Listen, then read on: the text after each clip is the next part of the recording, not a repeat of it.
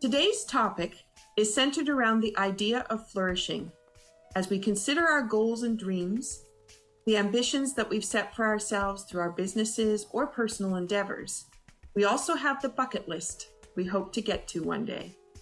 What is the impetus for you to consider you are flourishing on your journey? And what does it take for this mindset to guide your days and inspire your creations and relationships?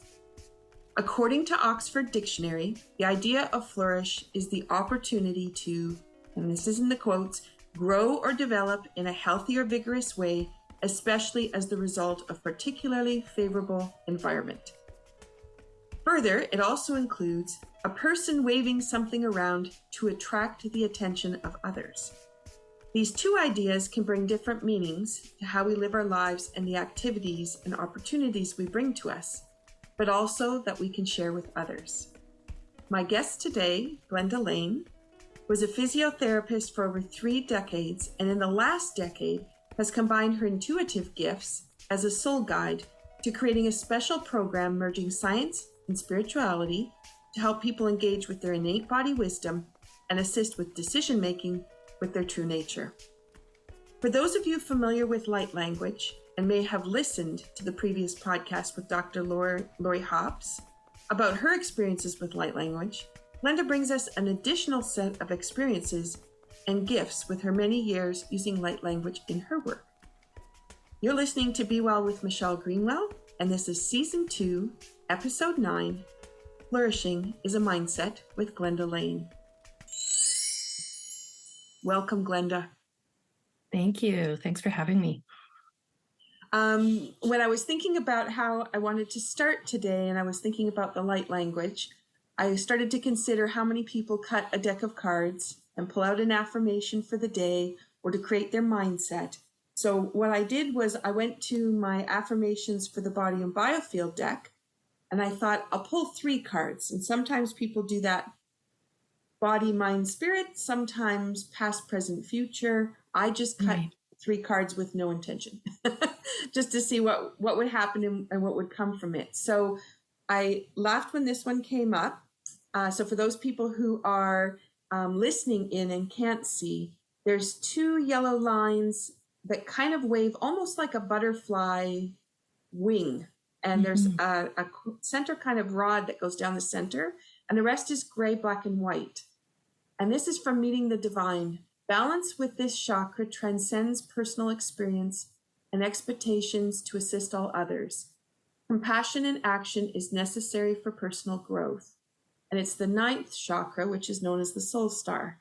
So I thought that was kind of fun knowing where our topics are going to go today. Yep. Not surprising, right? Exactly.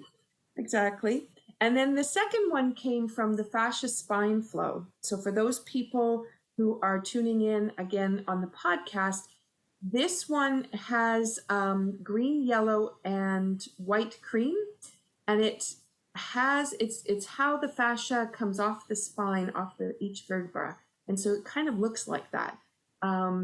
Logic balances artistic tendencies, while responsibility and exploration support free flow. Challenges are met with robust overview for the greatest success. And it refers to the note of E, lower thoracic spine. So that's the lower part of the back, often the arch of the back, and includes the solar plexus chakra. And I know you'll have lots to comment on that, I'm sure. Okay. And then the last one, this was really interesting. This one is a compilation card. So it's all the spiritual points of the spine. So it includes the entire neck, as well as the thoracic spine down into the lumbar. And this one is, I am who I need to be with all that I need to be. I'm worthy of the success I envision. It includes chakra, heart line, which includes our soul star, which we pulled first, and the biofield. And this one, for those people who are listening in, there are tiny little circles on this one to indicate each point of the spine, and each one has its own photograph that's in it. And the photographs are of nature that have been run through filters, so they're really artistically done rather than so much as a photograph. But anyway, so that gets us started with some aspects of information that we can go with. And do you want to tell me what you brought in your mug of vitality for today? Yes. So in my mug, I have it's a tea blended by a friend of mine named Luana Haney, and it's called Rejuvenate, and it's for the specifically for the root chakra. So it's this beautiful red color, and the mug that it's in is very special to me. My husband and I were on Hornby Island. Oh my gosh, I guess it's, what is it? More than 13 years ago now, visiting friends who had moved there. And I was 8 months pregnant with my first daughter. So I was pretty big at the time. But this mug was made by a friend of theirs. And what's really special about it, and you can't really see on the inside, but the way it's molded, when you look down at it, it's the shape of a heart. Oh, so, wow. Yeah. So it's I literally have a red heart tea that I'm drinking at the moment. So. Oh, that is very cool. And the outside has the way the glaze is done on it.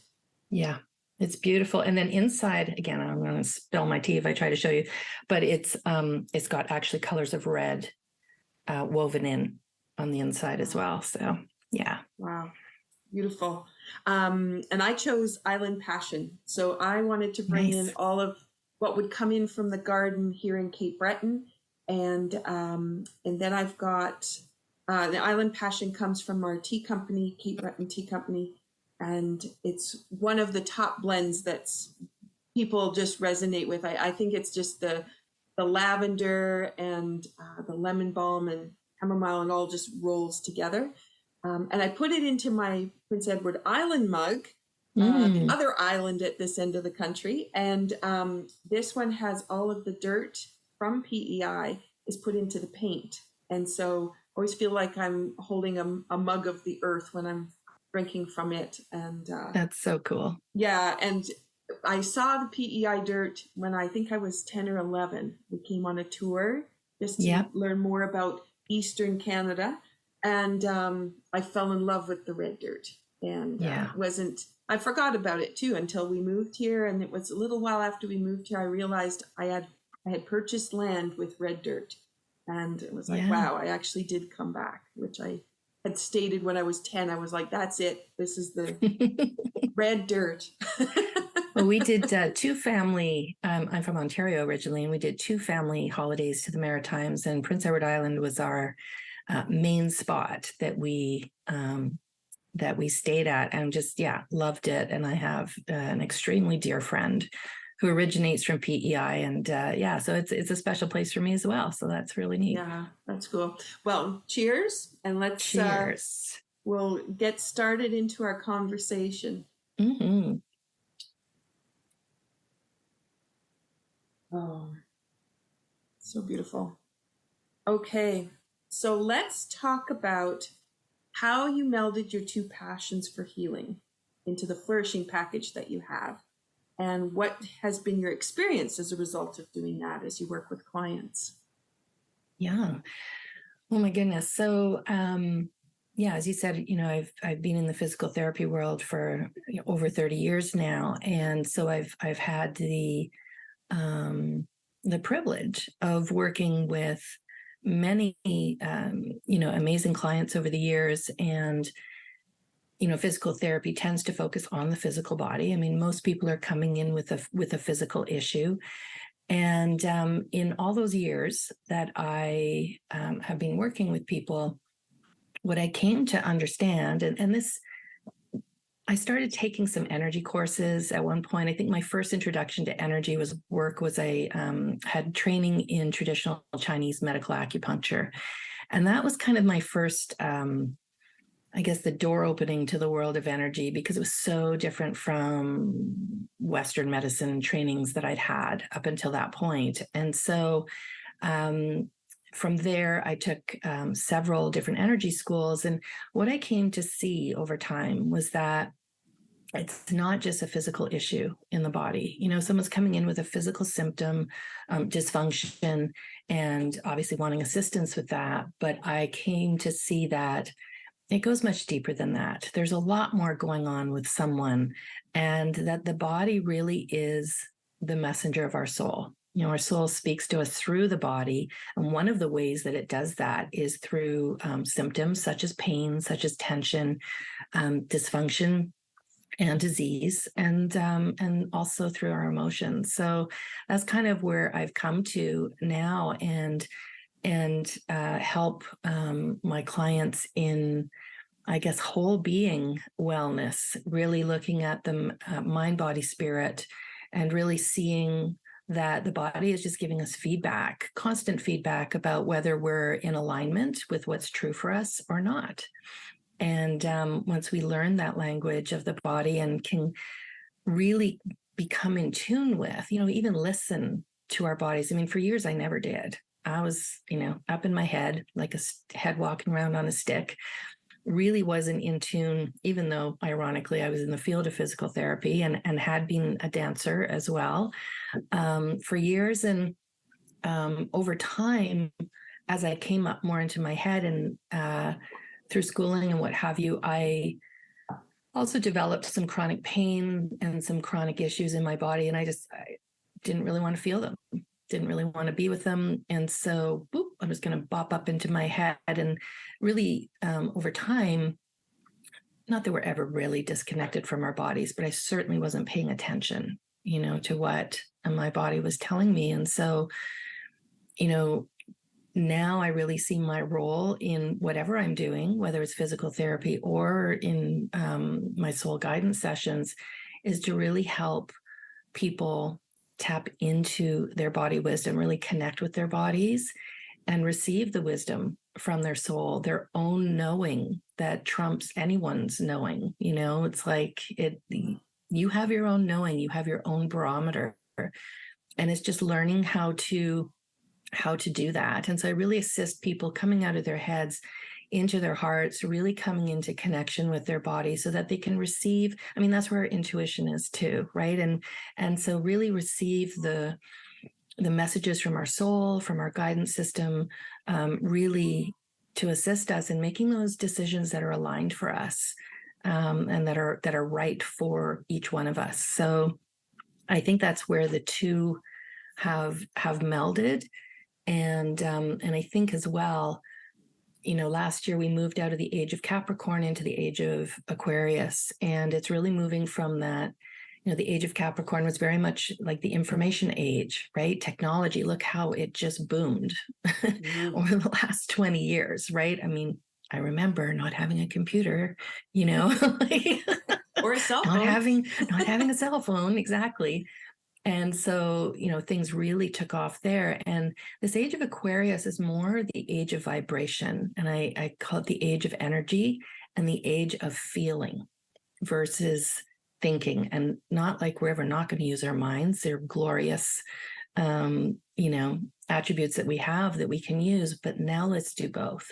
Let's really tap into this vessel, this body vessel that has so much wisdom available for us, and let our hearts and our soul inform our actions instead of just trying to figure things out with our minds all the time. So that's, I guess, the melding of the two. And, the energy work so much in science has caught up, right? In terms of proving what we thought to be true. Science has really come a long way in being able to back that up. It's not just woo, it's not just a thought. It's like, no, it's actually being proven, which really excites me because I am a bit of a science geek as well. And so really being able to see that come online has been super exciting. Yeah, I agree. And one of the things for the last 8 or 9 years working through the master's and dissertation program myself was to have that languaging, and then to realize NASA's using it all the time. Yeah. Horticulture is using it all the time. There's all these places where where the knowledge is being used, yet somehow when it comes back to the body and how the body functions and how the body's well or not well, somehow then it becomes a woo-woo topic. And we don't really want to identify those emotions, or we don't want to be responsible for the fact that we might have pushed them somewhere and then said, hey, I'm not going to listen to you. Or that pain in my foot, I'm going to ignore it until it becomes the pain in my knee, my hip, my shoulder, and then, oh, now I'll pay attention. And so, really interesting, the dynamics and the way things have been set up. Well, we even just have to look at the word disease, right? Dis-ease, right? It's like we're not at ease in our bodies.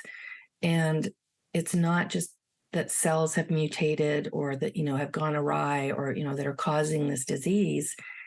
It's that we are not at ease in our own skin. We are not at peace within ourselves around something, some topic, some way.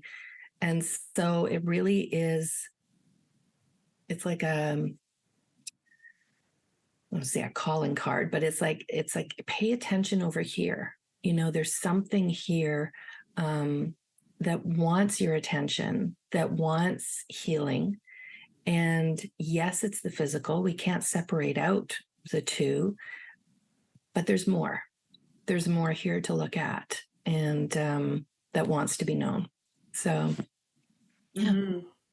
So now as you're talking about, we've got the physical aspects, which you've brought through, like you said, from dance and physiotherapy. So as you move into that awareness of knowledge of how the body's functioning and how we can make changes, what do you notice from your clients just in the way they start to think about their lives and think about the way they're responding to their everyday situations? Well, I think one of the key things is for them to have an experience so that they can truly believe. It's one thing to hear it from someone, but to me, true knowing is experiencing. And so, some of my soul guidance clients that I work with, we literally I'll take them through, let's say, an emotional alchemy process. And what they present with is pain in their head or pain in their hip or pain, there's something. And when we go into that and they come through the other side, it's gone. And they haven't done anything other than what we've done energetically. It's not like they've gone and moved their bodies. It's not like they've gone and stretched or strengthened or, whatever, or used an external modality. They really then have this experience of, oh my goodness, like how is my pain just gone? Well, it doesn't need to be there anymore because you've received the guidance that you were meant to receive in that moment. So first and foremost, I think having an experience of that is really what assists people in getting it. I think trying to just explain it is really difficult for someone to grasp, especially if they're very, just used to Western medicine and how we've been taught, about how things work. And so so then now in their lives, they're able to recognize when something does show up in their body. It doesn't have to be pain. It could just be tension. It could be, sometimes it's even nausea. Sometimes it's even fatigue. Fatigue is a great one of your body's way. Certainly for me, fatigue will show up to say, what I've learned about myself is that I am carrying the responsibility for others. That's when fatigue shows up for me. It's like, Glenda, you are using your energy to either try and save someone or to carry the responsibility for them. And so then I recognize, oh, wow, okay, yes, I'm doing that. And then right away, the fatigue is gone. So it's really being able to now look at their bodies differently. See, I say your body's your best friend, right? And for years, I didn't believe that because I was in pain. And, how is this my best friend? I felt like my body was letting me down, actually. Exactly. Never mind my best friend. It's like, what? And so when you start to partner with your body in this way and be grateful for what is showing up, because it's just trying to let you know that, hey, this path that you're on right now, actually over here is more aligned.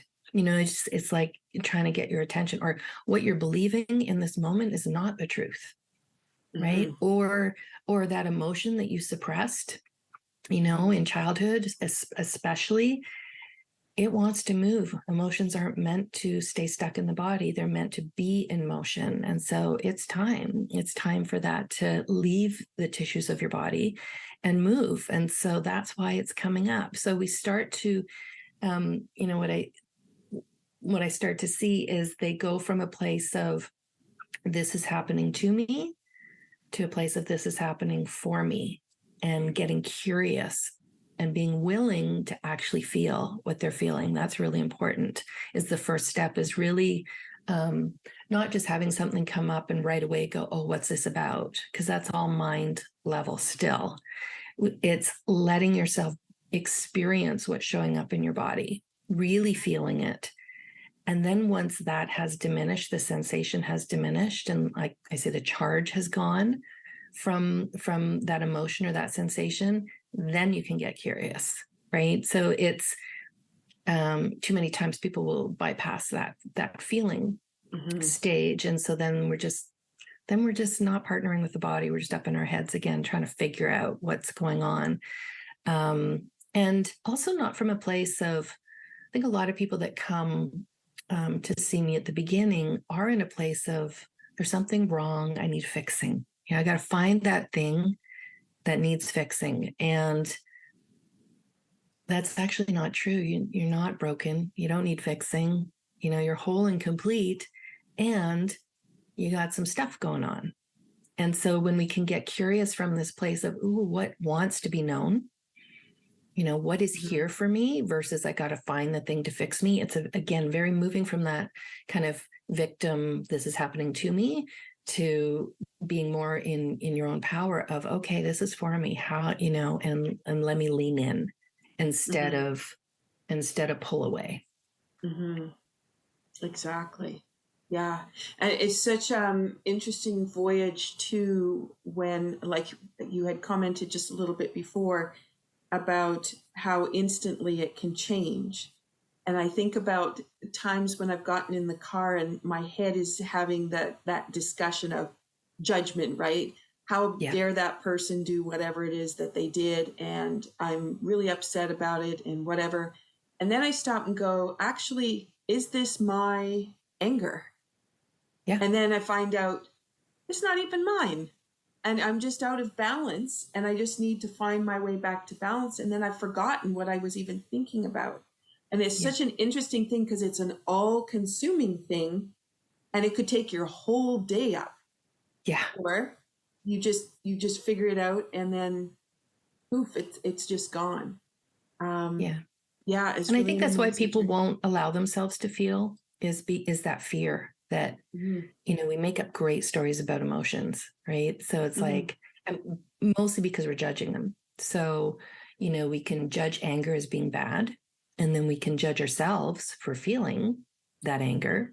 And then we can make up a story about it where it's like, oh, if I actually let myself feel this anger, then I'm going to become an angry person. Right. And I'm going to stay like, what if I don't come out of this? What if I stay stuck in it? And so these are all the narratives that go on that prevent us from actually feeling our emotions. And then the other things we haven't been taught, we just haven't been taught how do we do this? How do we actually feel our emotions without staying stuck in it, without getting, being taken out by them, because that's been our experience in the past. Right. So who wants to repeat that? And so it's, I think that's kind of one of the things that I look at my role is to teach people so that you can stay in your center, you can stay in your beingness and understand that you are not your emotions and that nothing is stronger than the being that you are. And so it can't take you out if you don't allow it to. And so, just really teaching people how to do that is really powerful. And then, there's that ripple effect into families, right? Because if you're not reactive, then that absolutely will impact your children, your partners, your well, even, if at work, if you have coworkers, right? So it's loving to yourself to do it, and it's loving to the people in your life, because instead of getting a reactive version of you, they get someone who is actually able to be with their emotions, feel them through, and then respond in a way that you really want to, not based on the discomfort of that emotion that you're feeling in the moment. Mm-hmm. Yeah. Exactly. Yeah. So with the light language work that you do, how does that now come in? Good question. So the light language started coming through 4 or 5 years ago, I think, for me. And it was a surprise. I was in a healing circle, and it came through very powerfully. It was one of those things where, I mean, I was in control, but not in control. I recognized that, first of all, this was not me doing, instigating this. But also I just knew that for what was happening in the room, it was what was meant to come through for whatever reason. And at the time, the shaman that was running, that was holding the circle, at the very end, because it came through several times, and it came through in very different ways and felt very different inside of me.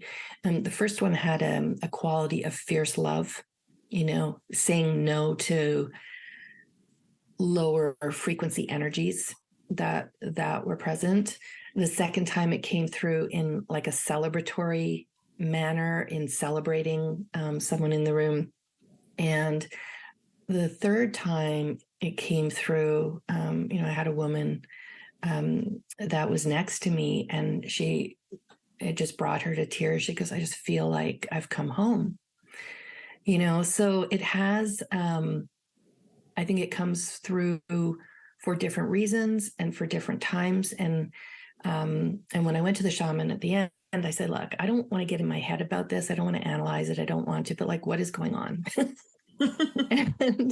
and he said, "Well, from what I can tell, you're channeling a Celtic spirit." So I was speaking Celtic at one point. And then the other two, he said, are not from planet Earth. And that's what light language is. It doesn't originate here on planet Earth. And so I and then just have developed this relationship with it. And what I've come to know is that light language, they're just codes of light. And codes of light is how we actually communicate with each other and with source, and so and we do that in many different ways. Intuition, right? Information that we're receiving, those are codes of light. And for me, this particular light language feels very much, has the frequency of unconditional love. And so when I'm speaking it, what I feel in me is like a love bomb has exploded. It's this most incredible feeling that fills me. And again, there's so many different definitions of what light language is.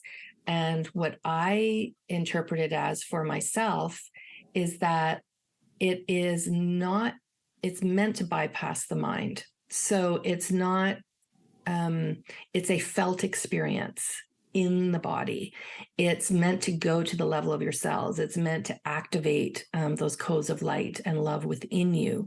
And so, whenever I'm speaking it, prior to that, I'll say to everyone, I said, just close your eyes and feel it.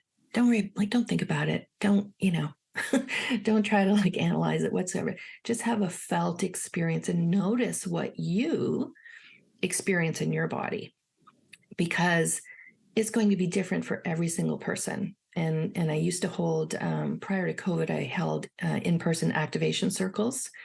And so when I would speak it, and then afterwards we would kind of go around the circle and just say, well, would you like to share your experience of that?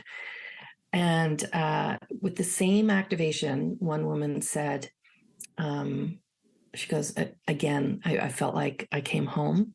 And she said, I don't know how else to describe that. Those are just the words. Another woman said she felt extremely powerful, like just felt this strength inside of her. Mm-hmm. And then another one said, I have received clarity on something that I've wanted to know about for a really long time, and it just dropped in. And then another woman a friend of mine who's an actual medium, she said, it was like you were speaking directly to me and I knew exactly what you were saying. And so same activation, but everyone in the room had a different experience. So I really believe that it gives you what you require and desire in that moment. And so that's what it's been for me. And I use that with my clients. So if we are, and usually it comes through when I'm taking them through a process, or and so if we're clearing, if something's being activated, if clarity wants to drop in, it's like whatever is going on energetically, the light language gives it that extra boost. It's like an amplifier of what is already happening, and it just gives it that little extra oomph. So that's how I use it with my clients. And again, a felt experience, right? Language mm-hmm. of the body, energy.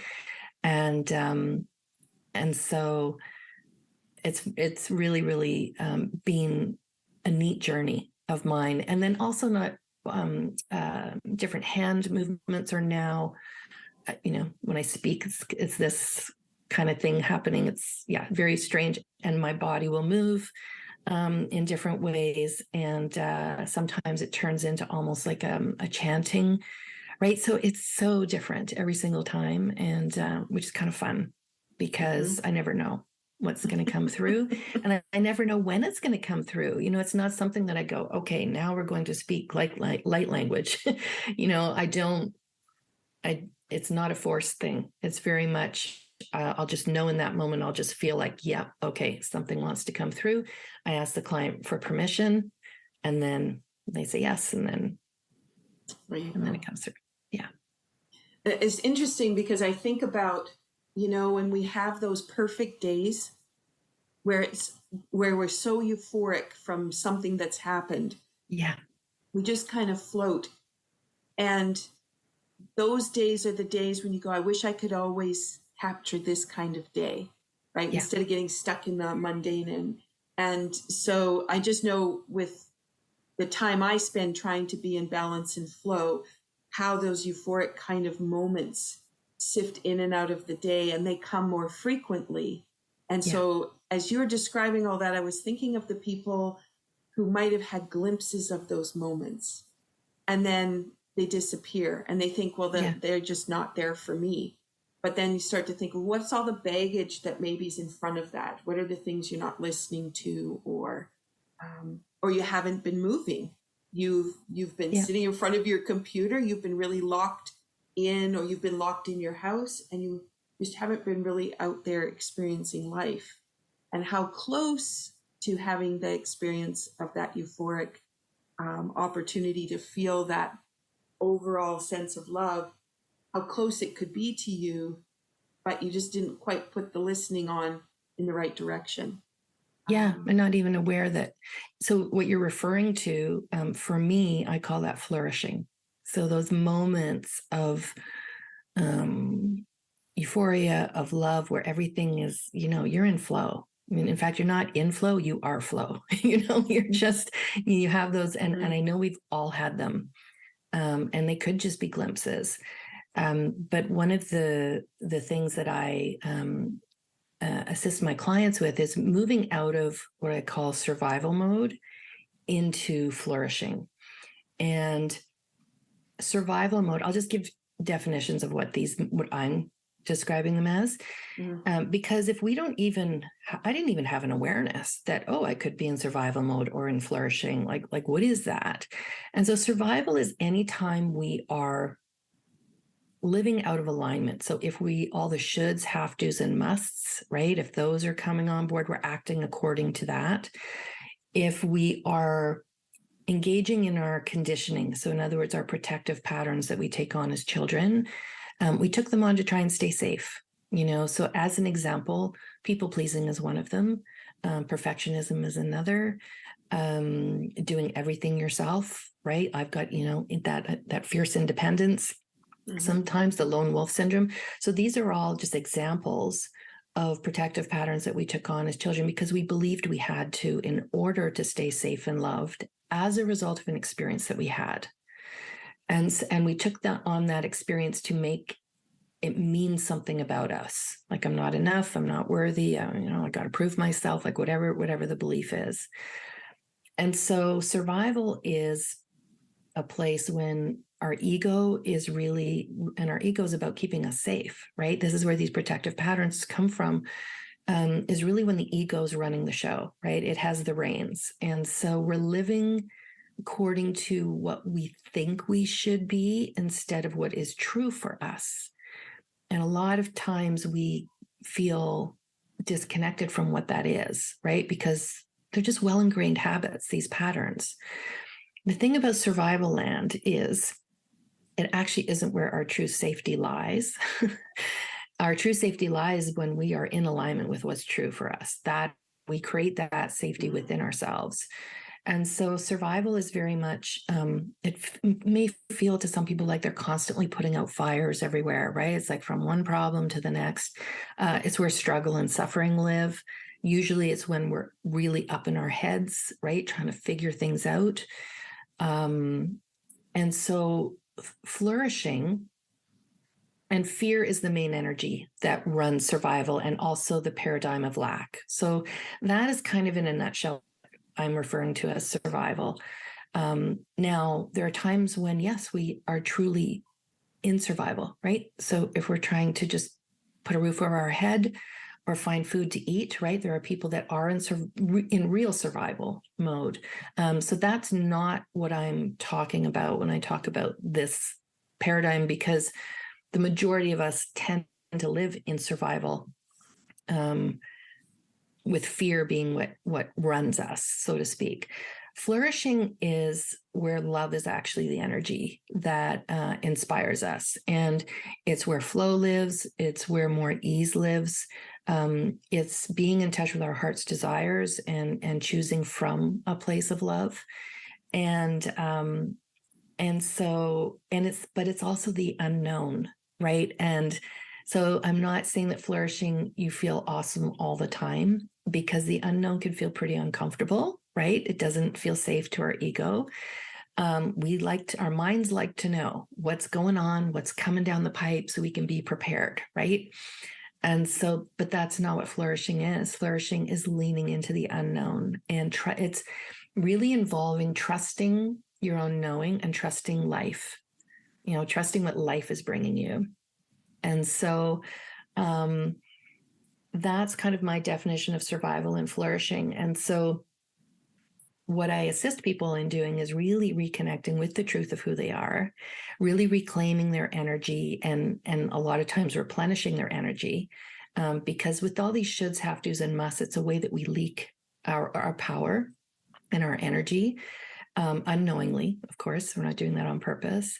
And then being able to, from the essence of who you are, radiate that out. And the first card that you showed me, I was like, oh, that's just like, the butterfly wings. It was almost like this radiation that I was feeling. Yeah. It was like radiating from your core, right? That central core that's running up the middle of that card. And so it is this like really being in tune, and then being able to, when I say radiate that out, it means you're embodying the truth of who you are. You're living in alignment with who you really are, what matters to you, what's important to you, and being the gift that you are, the unique gift that you are, that nobody else is in this world, unapologetically.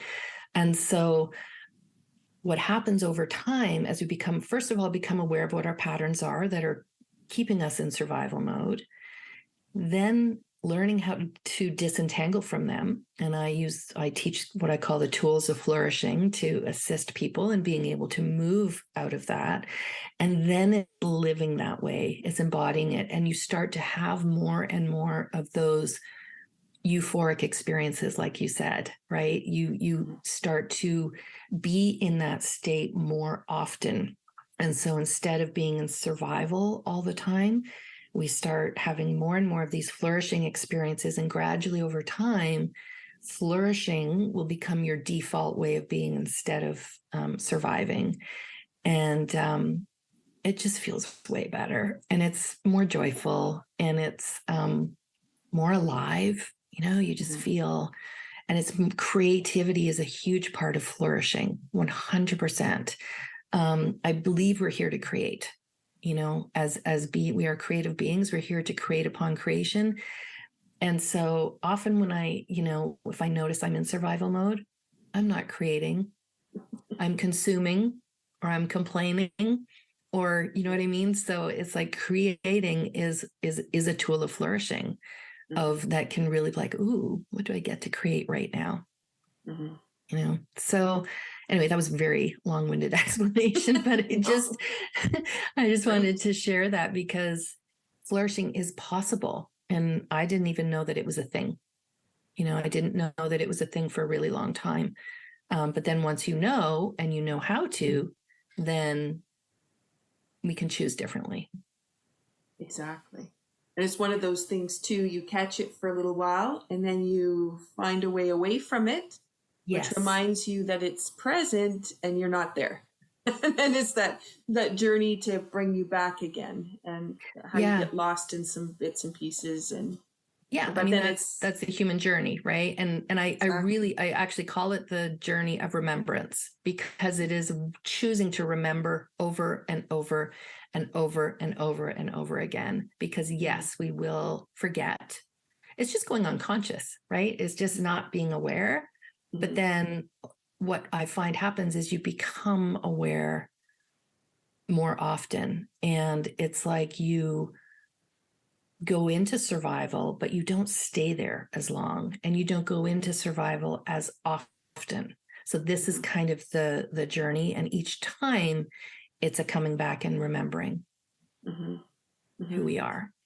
And isn't it lovely to talk about that piece? Because for some people, particularly since we're looking at a new year, resolutions are happening. Yep. People, think that willpower is the way that they're going to get there, and then discover they don't have the strength for that.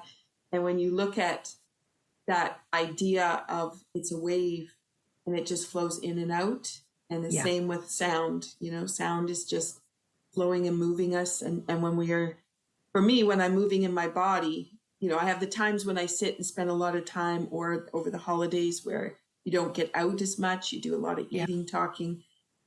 You notice that kind of hones in. And then when you get back into that movement piece and you start to just feel everything again, and it's like, oh, there you are, that familiar piece, and welcome back, and let's go. But then not to be berating yourself for when you're not there. No, and exactly. The judgment thoughts come back in. It's just that signal to you. You've gone off course, bring yourself back on, and carry on. I think the thread of all the work that I do is we have a choice about whether we do this journey with judgment and being harsh with ourselves, or through love and compassion.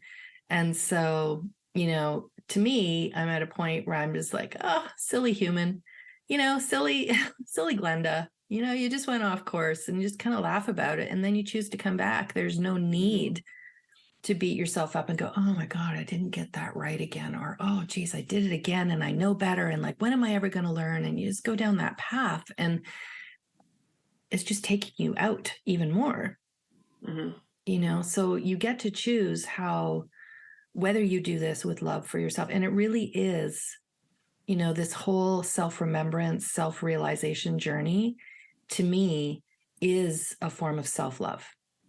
It really is, because being in survival mode is not very loving And I know we're doing that unconsciously, but we can also choose to come back into flourishing and into love, because that's what flourishing is. Mm-hmm. Right. And so it's this back and forth, back and forth, back and forth. And then over time, like any, it's the same thing with neural rewiring in the brain, right? Our habits are very well ingrained down a particular highway, and then we choose a new highway. But that new highway initially, like, we got to get out the machete and do a lot of bushwhacking, because it's not an easy path to go down. Mm-hmm. But then over time, as we travel that path more and we travel the old habit less, then the old habit pathway becomes more grown over, and the new pathway becomes more well-trodden, and it becomes easier to go down. And so that's ultimately what's happening when we're choosing new habits. And it's not as easy as just choosing a new habit and saying, well, I'm going to stop doing this and I'm going to start doing this. There are reasons we chose that pattern in the first place. And so there are beliefs and thoughts that had us do that. And if we don't actually get to the root of those, what those are, and really see them for the lies that they are, really, we're believing lies about ourselves, then the lasting change doesn't occur, because we're just doing a part of the puzzle, so to speak. Yeah, exactly. So I know you've been building new programming and are ready to launch. What are some of the things that people can really look forward to with where you're heading now in your new direction? Yeah, well, I have a new 8-week program called Freedom to Flourish. Say bye-bye to overwhelm and depletion. And that's starting January 23rd. And I'm super excited about this. And it really is a self-awareness journey, a self-remembrance journey, and it's learning the tools of flourishing, and then to start living them. That's really an important part. But this program in particular is about really understanding yourself and how you tend to operate in the world, and what your patterns are, and then how to choose new ones, and what are those tools of flourishing that can really assist you to come into your heart and have love be your guiding force. And so that that's coming up on January 23rd. So I'm really, really excited about that. And I don't know what else to say.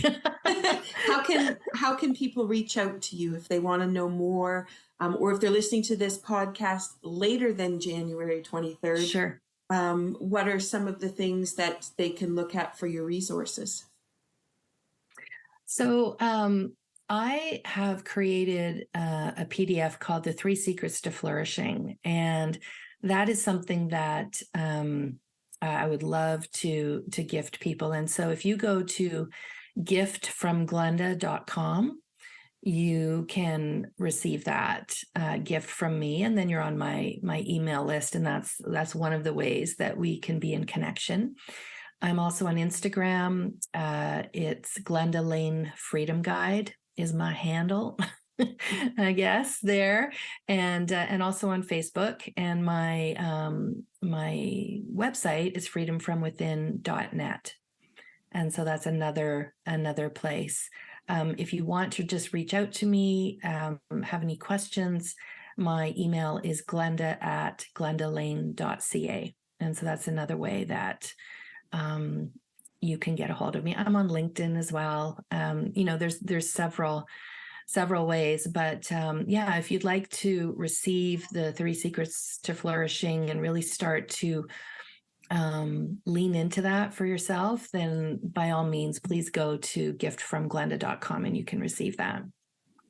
Perfect. That's great. Thank you for sharing that with the listeners, and I hope they take advantage of the tools that'll be within that PDF and get them started. And even just thinking about the topic of flourishing, and if it hasn't been in the vocabulary, what does it mean, and how can people expand from there? Yeah. Is there anything else that you'd like to bring forward that I maybe didn't ask, or across our discussion, anything that popped in? I don't know. I think we've We covered a lot. Nothing's dropping. Yeah. Oh yeah. Nothing's dropping in at the moment. So okay. Yeah, it feels Perfect. complete. Okay. So then as we close today, I always like to give people a recommendation of some kind of movement that they could be doing to get them activated. And like I said, for me, it's when I get back into moving again from my sedentary kind of activities, that always is when everything engages for me. What would you recommend? So I like, I call it spontaneous dance.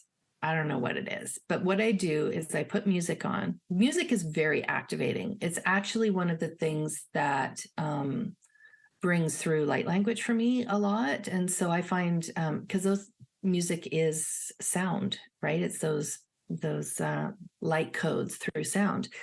And so I put on music and I close my eyes and I just kind of put my attention on, you can put your attention on any part of your body. It doesn't matter whether it's your heart or your solar plexus, your center.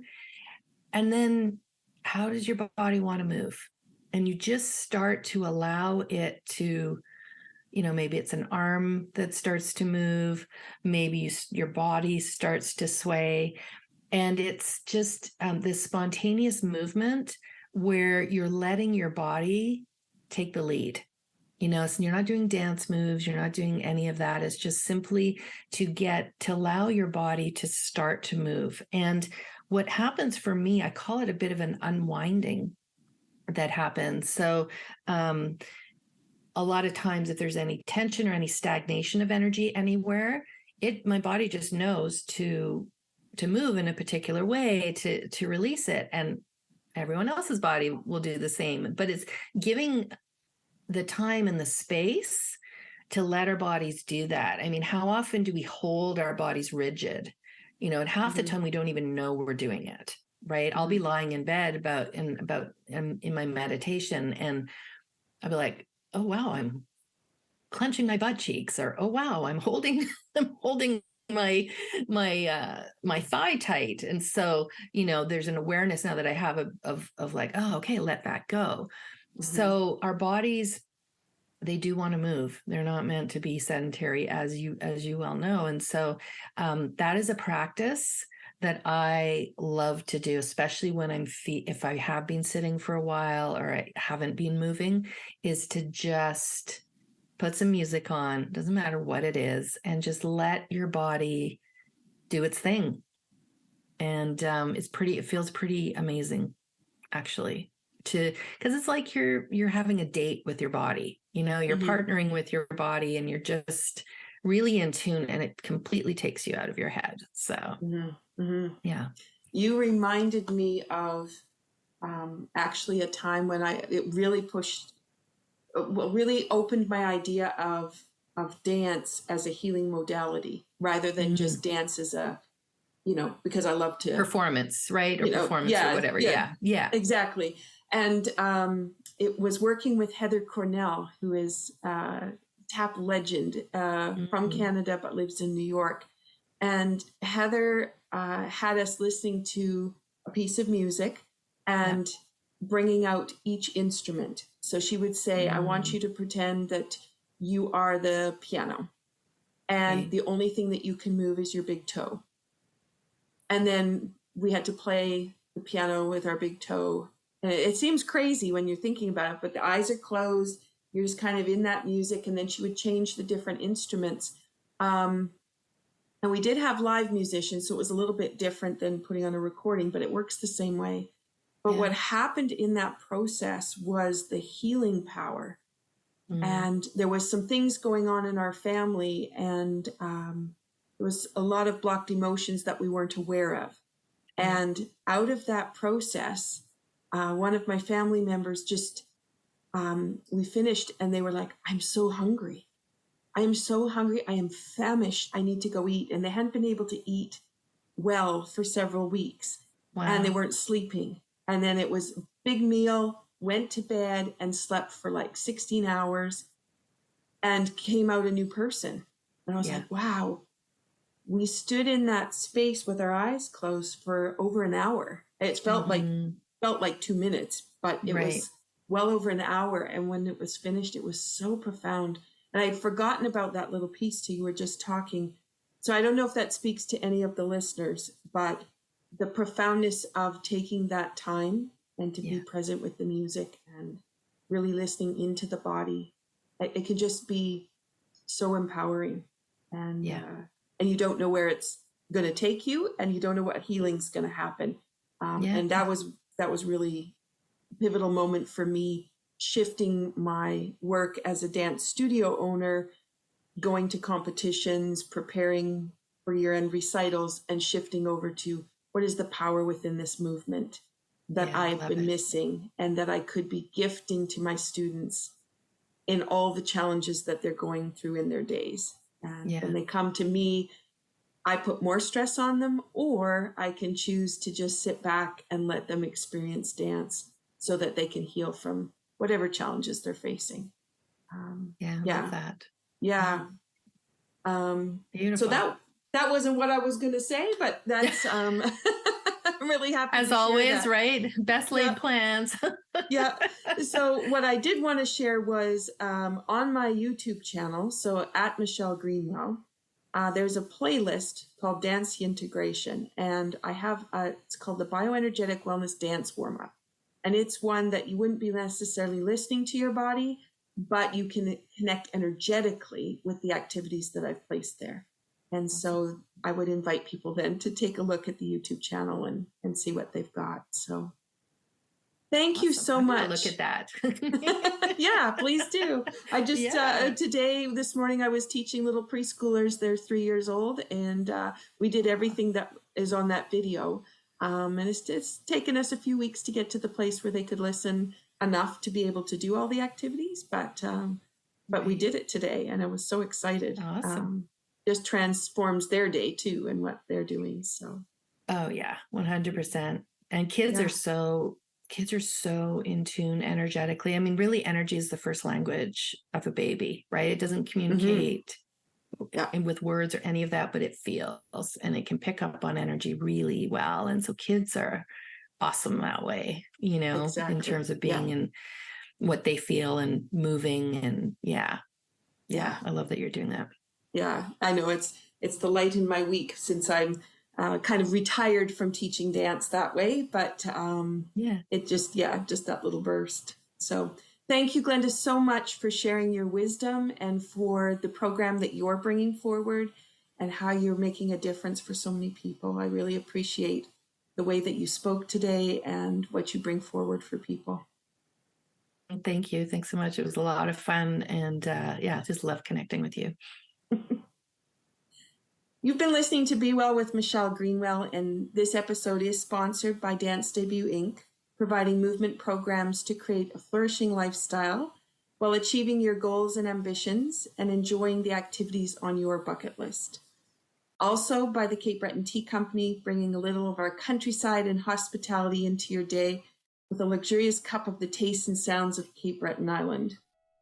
Cape Breton Tea Company.square.site is where you can find more information on some of the blends, and dancedebut.com is where you can find some of the activities that Dance Debut is up to and my resources. Thank you so much, Glenda, and to everyone out there listening, have a great day.